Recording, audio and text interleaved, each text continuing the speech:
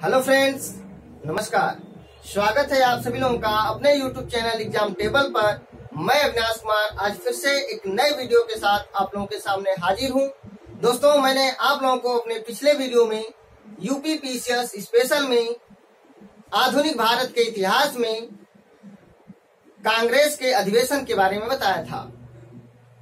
मैंने बताया था कि 1929 का कांग्रेस का लाहौर में अधिवेशन हुआ था, जिसकी अध्यक्षता पंडित जवाहरलाल नेहरू ने की थी और 31 दिसंबर 1929 को पहली बार तिरंगा झंडा फहराया गया था लाहौर में रावी नदी के तट पर। दोस्तों, फिर 2 जनवरी 1930 को घोषणा किया गया कि 26 जनवरी को पूरे देश में स्वाधीनता दिवस मनाया जाएगा। अब दोस्तों, आज हम लोग इस वीडियो में 1931 के कराची अधिवेशन से शुरू करेंगे।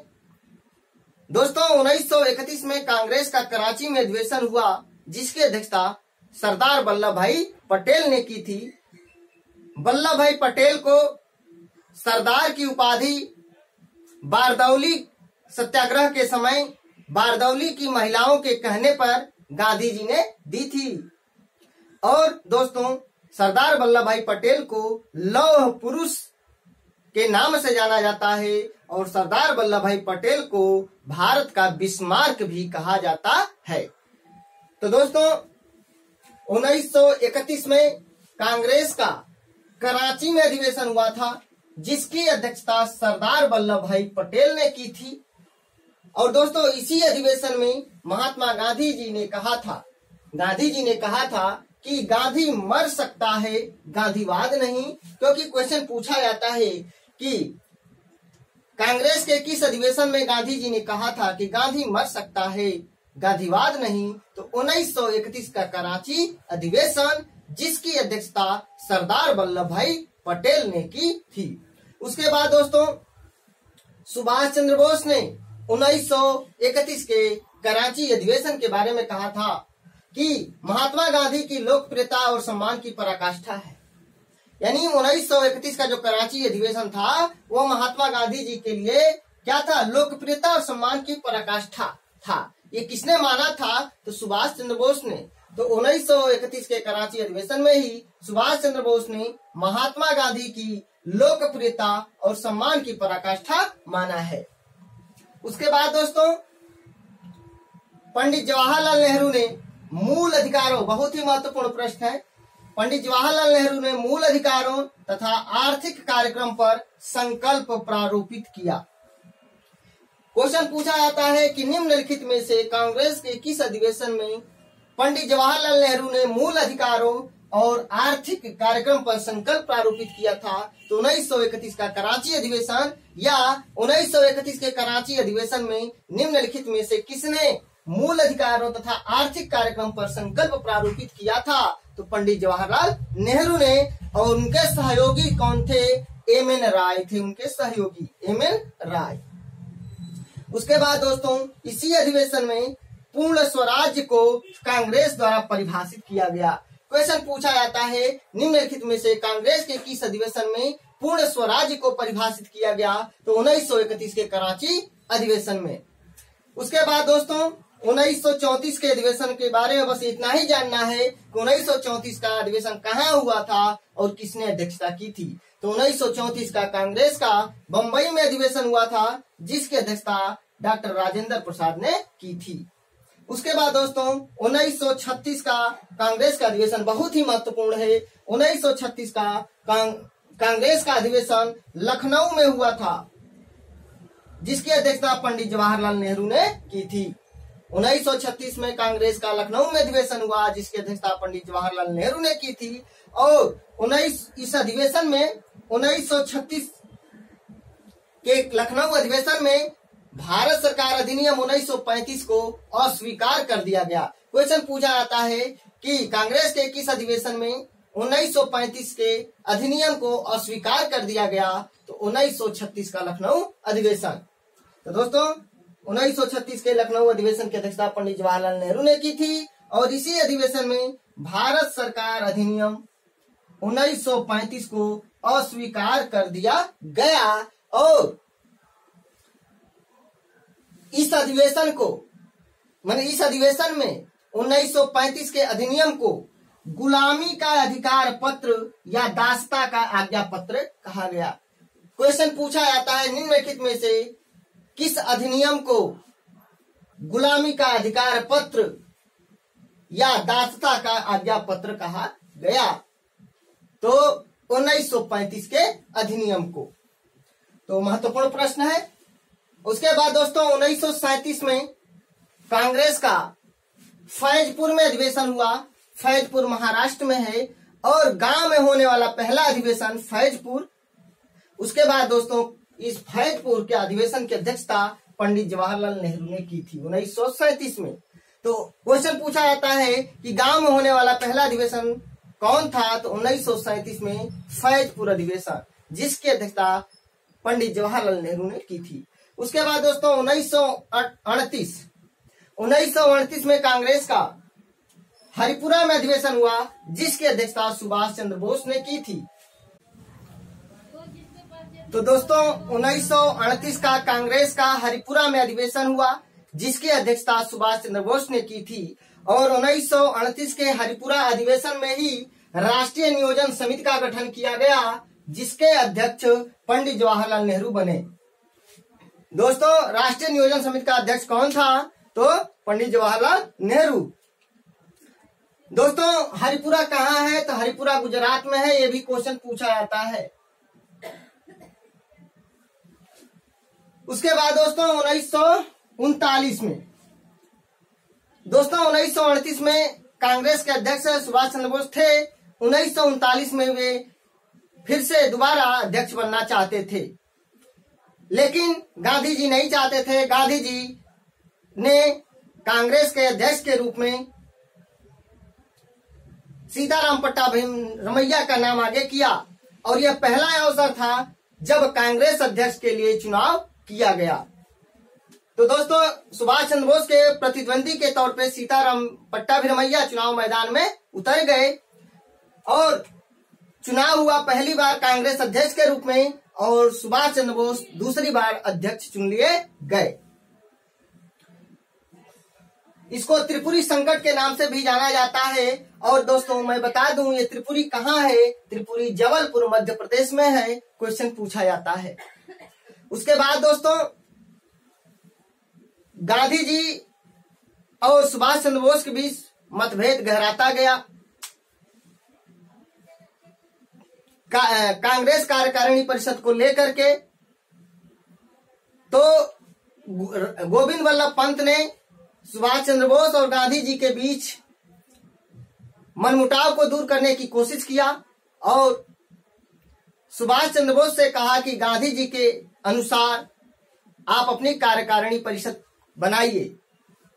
लेकिन सुभाष चंद्र बोस नहीं तैयार हुए और गांधी जी भी इस बात को लेकर के तैयार नहीं हुए, सहमत नहीं हुए। उसके बाद सुभाष चंद्र बोस ने इस्तीफा दे दिया कांग्रेस अध्यक्ष के पद से।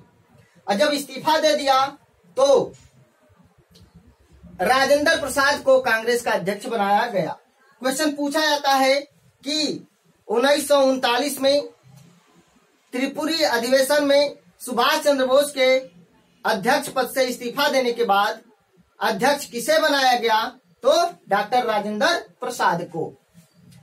उसके बाद दोस्तों 1940 तो मैंने आपको बता दिया त्रिपुरी कहाँ है? त्रिपुरी जबलपुर मध्य प्रदेश में है। ये भी क्वेश्चन पूछा जाता है। हरिपुरा कहाँ है? हरिपुरा गुजरात में है। तो दोस्तों 1940 में कांग्रेस का रामगढ़ में अधिवेशन हुआ था और जिसकी अध्यक्षता मौलाना अबुल कलाम आजाद थे। और सबसे लंबे समय तक कांग्रेस के अध्यक्ष के रूप में काम करने वाले व्यक्ति कौन थे? मौलाना अबुल कलाम आजाद। और 1923 में दिल्ली में कांग्रेस का अधिवेशन हुआ था, विशेष अधिवेशन, जिसकी अध्यक्षता भी अबुल कलाम आजाद ने की थी और कांग्रेस के सबसे कम उम्र के अर्थात सबसे युवा कांग्रेस अध्यक्ष बने थे। और सबसे लंबे समय तक कांग्रेस के अध्यक्ष रूप में काम करने वाले व्यक्ति भी मौलाना अबुल कलाम आजाद हैं। 1940 में लाहौर अधिवेशन की भी ये अध्यक्षता मौलाना अबुल कलाम आजाद ने की थी। भारत छोड़ो आंदोलन इन्हीं के समय में हुआ। भारत छोड़ो आंदोलन का जब प्रस्ताव पारित किया गया तभी ये अध्यक्ष मौलाना अबुल कलाम आजाद ही थे।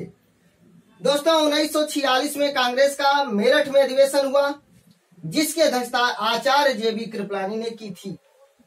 क्वेश्चन पूछा जाता है कि 1946 में मेरठ अधिवेशन की अध्यक्षता किसने की थी, तो आचार्य जेबी कृपलानी ने की थी। और आजादी के समय भी कांग्रेस के अध्यक्ष आचार्य जेबी कृपलानी थे। ये भी क्वेश्चन पूछा जाता है, स्वतंत्रता के समय, भारत की आजादी के समय कांग्रेस अध्यक्ष कौन था, आचार्य जेबी कृपलानी।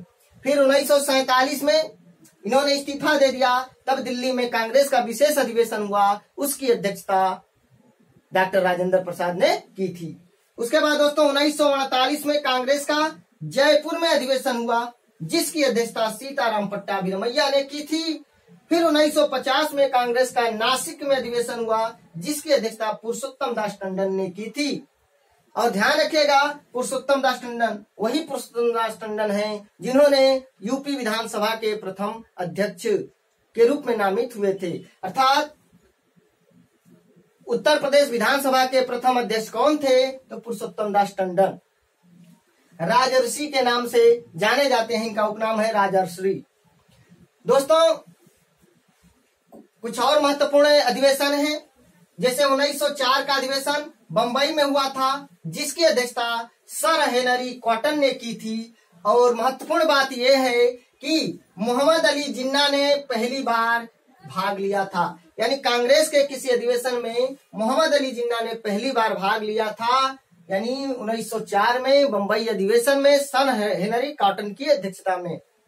उसके बाद 1911 बहुत ही महत्वपूर्ण है दोस्तों, ध्यान रखिएगा। 1911 में कांग्रेस का कलकत्ता में अधिवेशन हुआ, जिसकी अध्यक्षता पंडित बिशन नारायण धर ने की थी, जिसकी अध्यक्षता पंडित बिशन नारायण धर ने की थी। और महत्वपूर्ण बात यह है कि 27 दिसंबर 1911 को यह अधिवेशन हुआ, और 27 दिसंबर 1911 को रविंद्रनाथ टैगोर द्वारा रचित राष्ट्रगान जन गण मन को पहली बार गाया गया था। रविंद्रनाथ टैगोर द्वारा रचित राष्ट्रगान जन गण मन को पहली बार गाया गया था 1911 के कांग्रेस के कलकत्ता अधिवेशन में, जिसकी अध्यक्षता पंडित बिशन नारायण धर ने की थी। दोस्तों सर्वप्रथम तत्वबोधिनी पत्रिका में 1912 में, ध्यान रखिएगा, भारत भाग्य विधाता शीर्षक से इसको प्रकाशित किया गया। किस नाम से? भारत भाग्य विधाता नामक शीर्षक से इसमें जो है पत्रिका में इसका प्रकाशन किया गया। तो ध्यान रखिएगा कि जन गण मन के रचयिता रविन्द्रनाथ टैगोर, जन गण मन का गाने का समय 52 सेकेंड, न्यूनतम समय 20 सेकेंड। और जन गण मन हमारा राष्ट्रगान है। इसको सबसे पहले तत्वबोधिनी पत्रिका में 1912 में भारत भाग्य विधाता नामक शीर्षक से प्रकाशित किया गया। उसके बाद दोस्तों 1921 का अहमदाबाद में अधिवेशन हुआ, जिसके अध्यक्ष CR दास को नामित किया गया था, लेकिन उस समय CR दास जेल में थे। तो जेल में होने के कारण हकीम अजमल खान ने अध्यक्षता की थी, और CR दास के अध्यक्षीय भाषण को किसने पढ़ा था? सरोजिनी नायडू ने पढ़ा था, ध्यान रखिएगा। 1921 में कांग्रेस का अहमदाबाद में अधिवेशन हुआ, जिसका अध्यक्ष CR दास को चुना गया था, लेकिन CR दास उस समय जेल में थे, इसलिए उनके जगह पे कार्यवाहक अध्यक्ष के रूप में हकीम अजमल खान ने अध्यक्षता की थी, और CR दास के अध्यक्षीय भाषण को सरोजिनी नायडू ने पढ़ा था। फिर दोस्तों 1926 में कांग्रेस का गुवाहाटी में अधिवेशन हुआ, जिसके अध्यक्षता श्रीनिवास आयंगर ने की थी। और इस अधिवेशन की खास बात है कि कांग्रेस के लिए खादी पहनना अनिवार्य कर दिया गया। 1926 का अधिवेशन गुवाहाटी में हुआ, जिसकी अध्यक्षता श्रीनिवास आयंगर ने की थी, और इस अधिवेशन में कांग्रेस के लिए खादी पहनना अनिवार्य कर दिया गया।